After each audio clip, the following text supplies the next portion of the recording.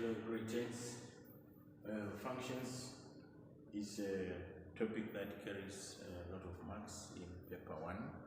So there is need for you to master the concepts and know exactly what you will be doing.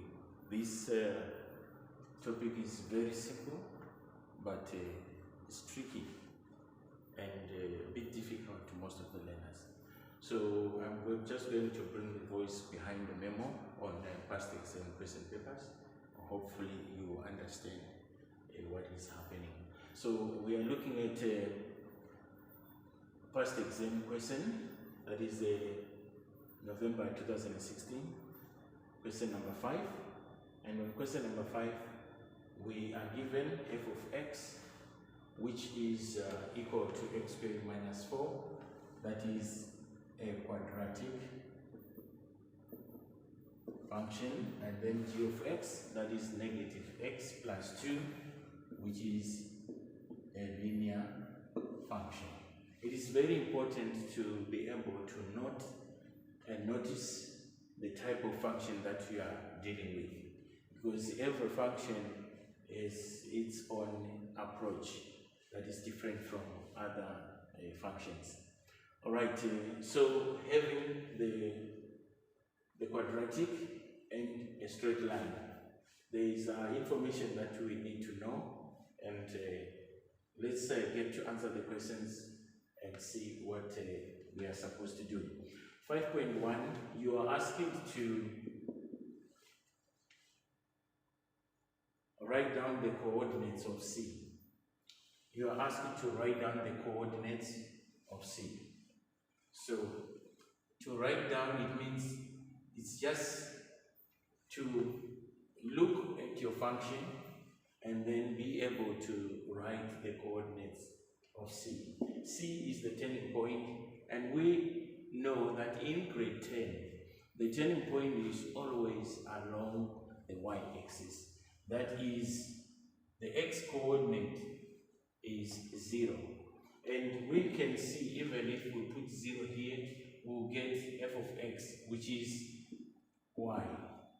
F of x will be equal to minus 4, because this will be 0.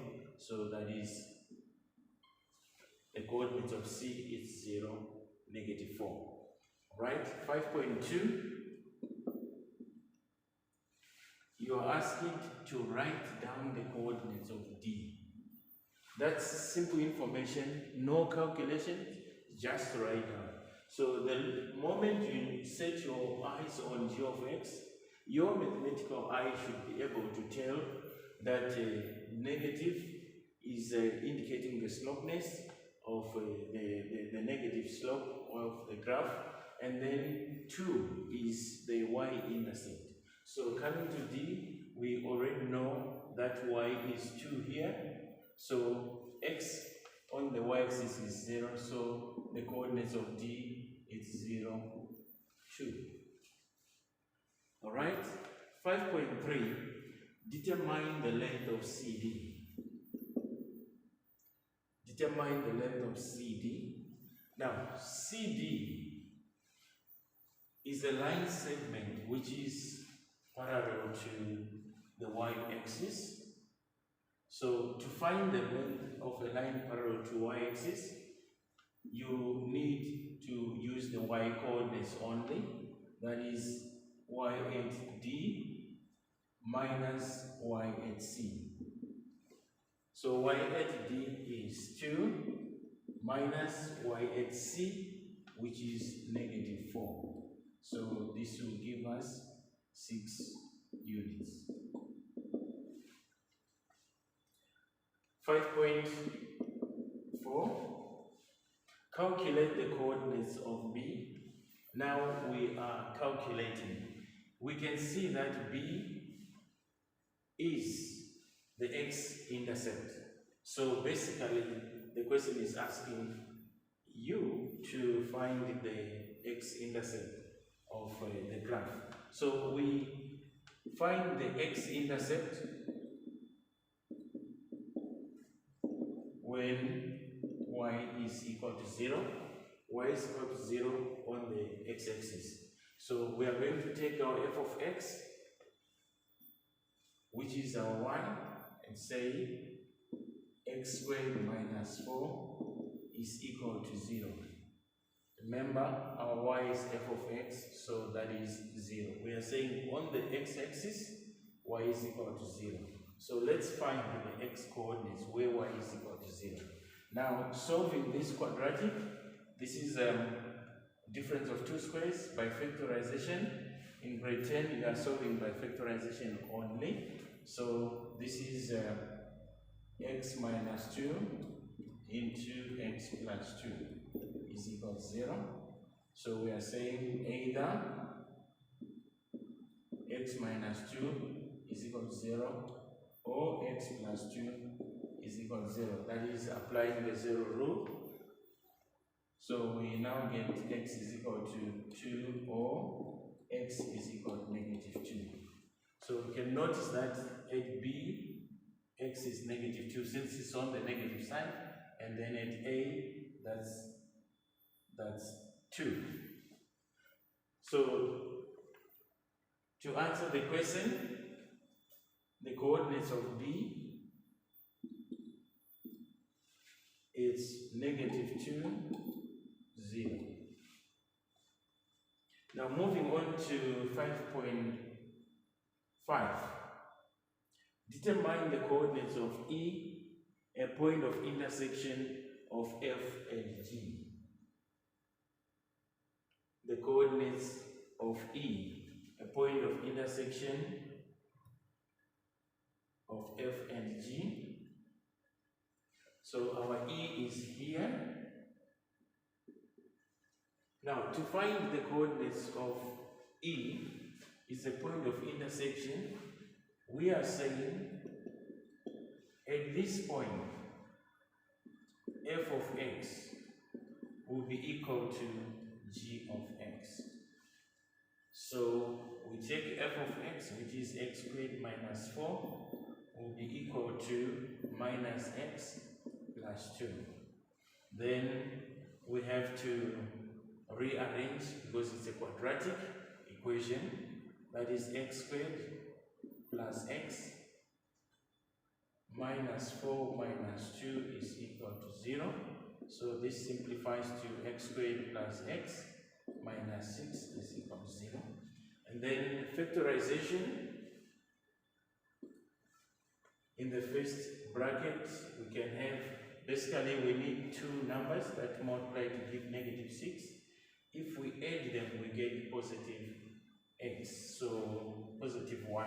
So the numbers are 3, that is plus 3, and the other one is negative 2. That's the factorization. So we are saying from this, x is equal to negative 3, or x is equal to 2. So since E is on the negative side, so we are saying at E, x is negative 3. If we want y, we can get now y by substituting negative 3 into g of x. So we are saying we want g of negative 3 will be equal to negative by negative 3 plus 2, which will give us 5. So the y coordinate there is 5. So basically we are saying E is the coordinates negative 3, 5. Alright, moving on to 5.6. And also, just to check, A is also a point of intersection. When you are solving, you can see that x is also equal to 2. That is another point of intersection of the two graphs. Alright, so now we want 5.6. For which values of x will 5.6.1 will f of x be less than g of x? Now, solving these ones, we are now going to use the graph. We are saying f of x is less than g of x.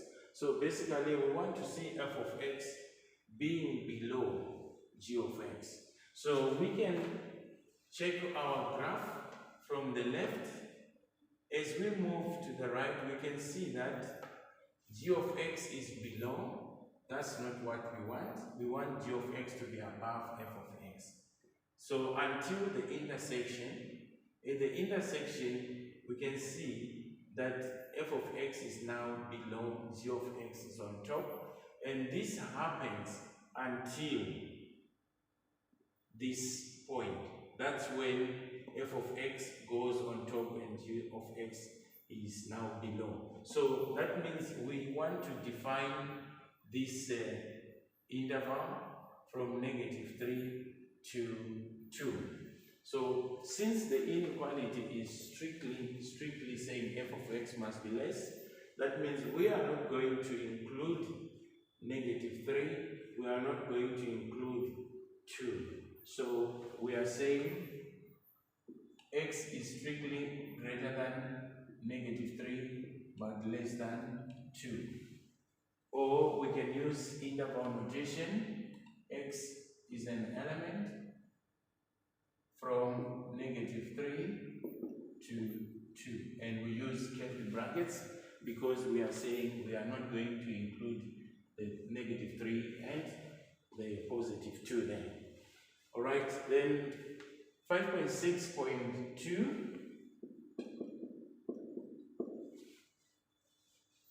the product of f of x and g of x must be greater or equal to 0. Now these are the y values of f of x and g of x. And we understand that if you are to multiply two numbers and the product should be greater or equal to 0, it's either this will be positive and this will also be positive, or this will be negative and this will be negative to get anything that is greater than 0. So we are going to check our graph. That means we are expecting f of x and g of x. If they are to be positive, then they have to be above, both of them, they have to be above the x-axis. So we can see that the graphs are already above the x-axis. So it's actually from -infinity. So it's -infinity until what? Until this point, -2. Though g of x remains on top, but f of x starts to be negative soon after -2. So we are saying for the values of x that are on the left of -2, that inequality is satisfied because both graphs are above. So we are having a solution that is our x is an element from -infinity to -2. And -2, we are going to include it. So we can use the square bracket, or we can simply say x is less or equal to -2. All right. Now, moving further from this point to the right, we can see that one graph is below, the other one is above, and this happens, and then we reach this point. At this point, the product of the two graphs is 0. And remember, we said the product must be greater or equal to 0. So here, the product is 0. So after this, the other graph goes below, the other graph goes above. So it is at a point where the inequality is satisfied. So we are also saying x is equal to 2, where when x is equal to 2, this condition is also satisfied because f of x, remember, on the x-axis y is 0, so f of x is 0, g of x is 0. So 0 times 0, we get 0. So it is also a solution that we need. So this is how you answer this question. And then the last question, calculate the length of AK. Calculate the length of AK. Now to calculate the length of AK, we also look at the information that we have been given. We have been given BK, and BK is perpendicular to x-axis, which means that the x-coordinated B is the same as the x-coordinated K. So the x-coordinated K is -2. So we are able to find the y-coordinate at K by simply substituting into g of x, that is g of 2 of -2, which will be -2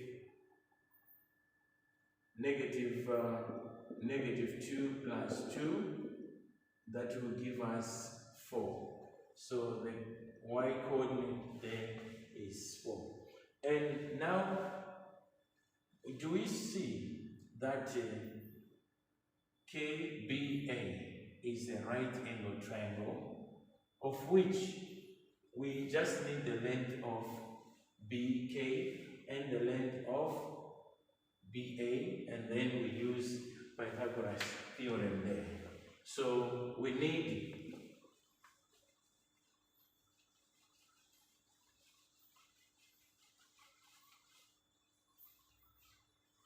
the length of BK. Since BK is parallel to y-axis, the length of BK is y at K minus y at B. Y at K is 4 minus y at B is 0, so that gives us 4 units. So here we have 4 units. And then the length of BA, it is parallel to the x-axis, so we need the x-coordinates only to get the length. That is x at A minus x at B. Always take the one which is up front, subtract the one that is lesser. Same applies to the y-axis. You take the one which is above and then subtract the one below. So here we are saying 2 minus 2. That gives us 4 units. So we have 4 units from here to A. And now this is a right angle triangle. We can now apply Pythagoras theorem. So using Pythagoras theorem, we know that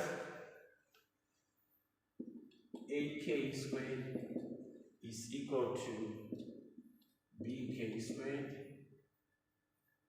plus BA squared. So that is BK gives us 4 squared plus AB, which is also 4 squared. So that's 16 plus 16, which gives us 32. Therefore, AK is the square root of 32. And you just punch the calculator to get the answer for the square root of 32. And remember to round off your answer to 2 decimal places, because the degree of accuracy has not been indicated in this particular question.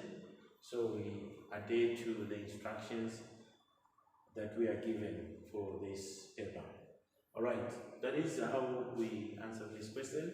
We'll keep on bringing the voice behind the memo, and also if you need assistance, you can just send a message.